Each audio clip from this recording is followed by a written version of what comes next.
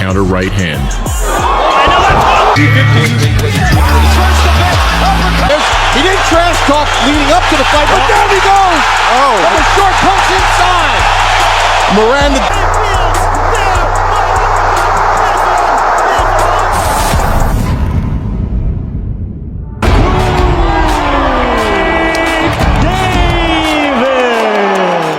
After a shakeup of the lower weight classes, it would be criminal to put anything other than this, Gervonta Davis's inch-perfect boloed uppercut, as the first on our list.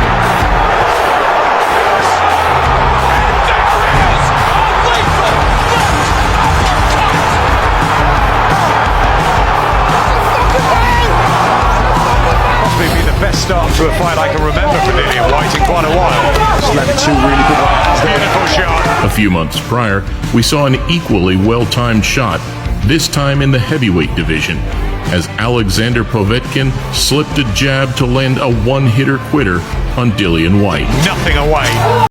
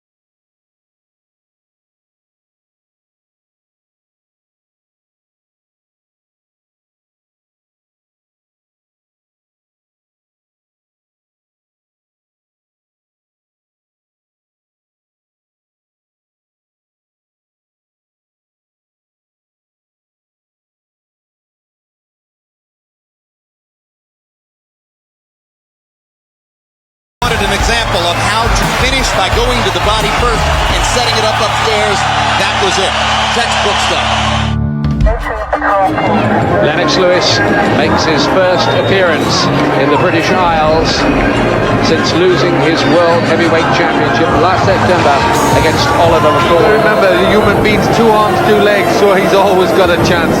Over in Dublin back in '95, Lennox Lewis proved he could do it all, landing 3 thudding right uppercuts to terminate Justin Fortune's first shot at the big time. Spirit and resistance, and there's a lot of it. Fortune is caught here in terrible trouble, and it stopped. Oh, it stopped. 3 right uppercuts, all rocked the head of Fortune back. I think the referee did the right thing calling it off there. They were very hurtful punches. Talking a lot of crap about you, saying things that he know he's not gonna mean after you knock him out. I let my hands do the talking. This is prize fighting at its best. Charlo made the judges redundant, putting away Julian Williams in the 5th with a nasty counter right hand.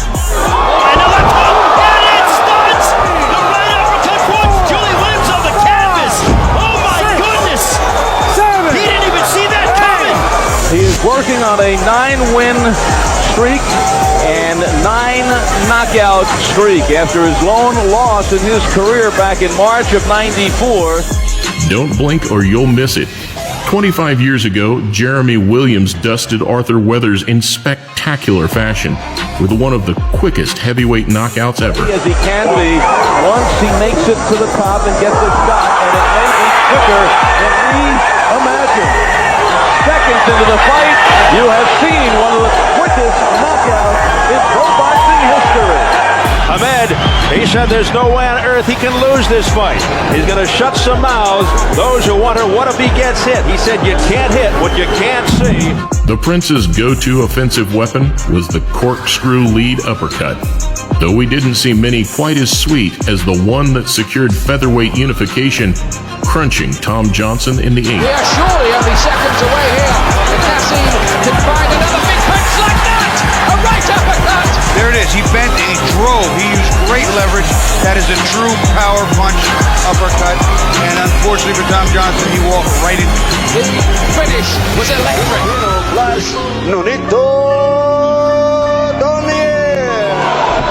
Big right hand. Big right hand that we see. Nonito Donaire was renowned for his vicious hooks, but his uppercuts weren't too shabby either. Here against Manuel Vargas, he danced around his opponent before pouncing straight through the guard in the 3rd.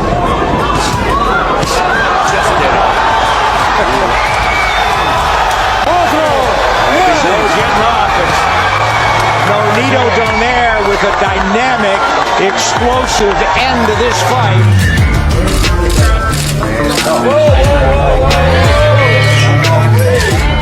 Andre Berto's loss to Floyd overshadowed some of his best work. The Florida fighter was an uppercut connoisseur, and his sledgehammer right hand against Victor Ortiz serves as the perfect reminder. Sometimes it takes a big shot to wake you up. See Victor using Uppercut Ortiz is down. He's hurt. It's over. Andre Berto. Redemption. Jack Reese asked him, "Do you want to continue?" He did not get an answer. The knockout king, Bailey. With the kind of fearsome one-punch power that can get you out of jail, even in the later rounds, Randall Bailey put away Mike Jones with another inch-perfect counter uppercut. second knockdown. That Right uppercut. He may not make it up from that. Big trouble. Big trouble. Knockout victory for Bailey. That was a dramatic one-punch destruction. I think it's the first uppercut Bailey threw in the fight.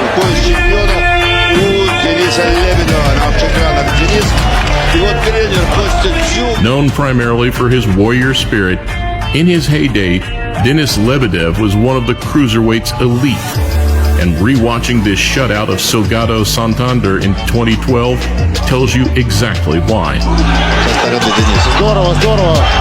Но надо не останавливаться. Минута почти до конца. Все. Друзья, это нокаут. Один короткий встречный удар. Вот он. Слева снизу. Пушка сработала, которую ждали.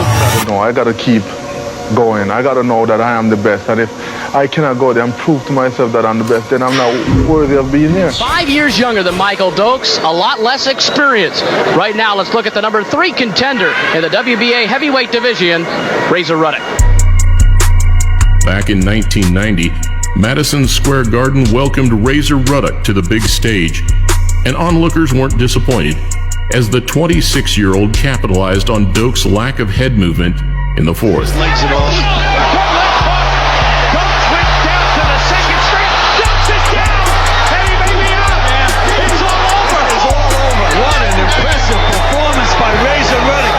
This is the best young heavyweight prospect I've seen in years, Sam.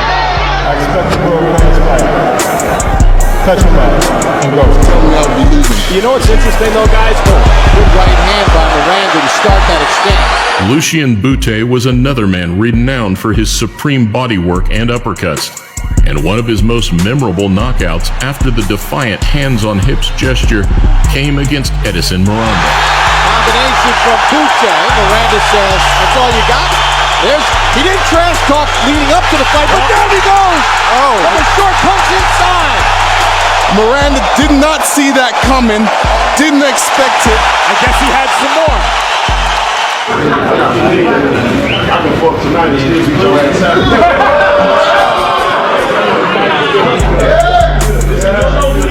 In the same way that some students don't revise and still get straight A's, Deontay Wilder's natural gift got him out of trouble against Ortiz in their first fight, with a career-epitomizing right hand.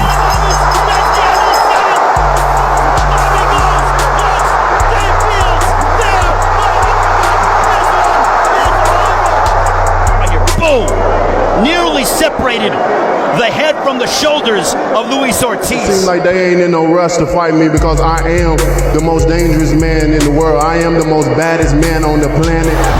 Let me tell you, that first left hook hurt Griffin. And so does the second one.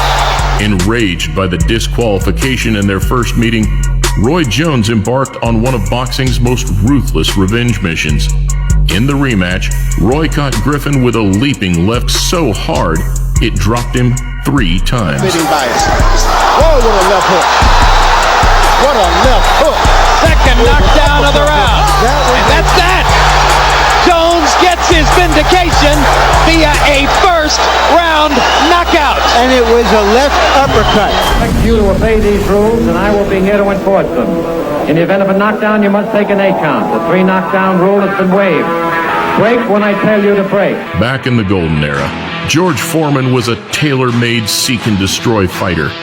And one of his biggest, most devastating displays saw him knock Frazier down 6 times, finishing with this vicious right uppercut. It's hard to see how Frazier can last. I was down for the 6th time.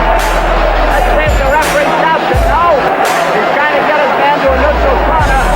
Frazier doesn't know where he is. Fight is over. The winner is George Foreman.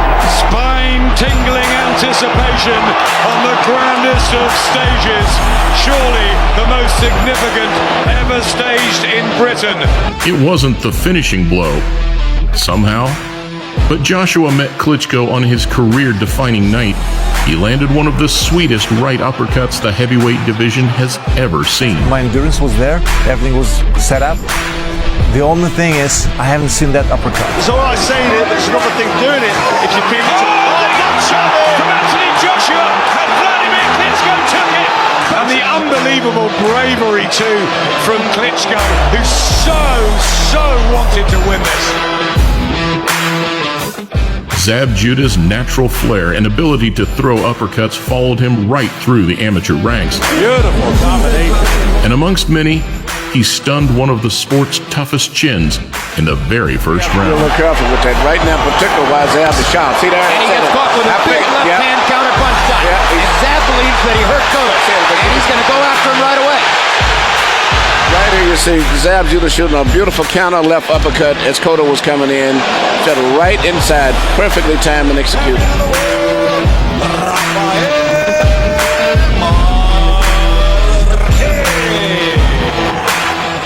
Not many fighters can match Zab for speed, but this lightning right hand from Rafael Marquez back in 2004 certainly comes close. Marquez is going to have a complicated fight, more of a chess match. And there goes an upper with the right over, and down goes Heriberto Ruiz. We said each of these 2 men are waiting for the other one to make a mistake.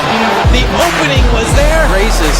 It's a very short shot, and it's shots you don't see. Just another day at work. He looks almost bored as they call to the center of the ring by the referee. The stage is set. We're set to go. We've seen it time and time again. But that swift right uppercut, catching Tyson on the way in, followed by 3 straight punches on the way down, made the biggest upset in boxing history possible. Busted landing these. Oh, nice uppercut by Buster Douglas. Look at this. He's not going to make it. Unbelievable. Unbelievable. Buster Douglas is the new heavyweight champion of the world. He went low then, that's why. Under the jab. Beautiful shot. And again. Lovely uppercut. That's the straight left hand. 5 years ago, nobody realized quite how sharp or powerful Zolani Tete really was. That was until this incredible left uppercut put the first dent into Paul Butler's unbeaten record. What a great shot. And that is it. Is he going to get up? It looks as though it's all over. He feinted the jab. He threw that 3/4 jab. Looks like he's going to throw the jab. Feints it. Beautiful. That's world class. That's a world class punch from a world class fighter. That's unnecessary, man. Get focused, dude. This easy work if you stay focused. Do what we did for 8 weeks in camp, and that's get your work off. 10 years ago and still undefeated, Alexander was certainly not known for his one-punch stopping power. Where he did excel, though, was accuracy, as shown with this beautifully timed shot. Right hook to the body by Urango. Alexander goes to the body. I mean, pressure breaks the fight. Uppercut knocked down Urango. With that same uppercut that we've been seeing all night by Alexander. This is where you see the risk versus the reward.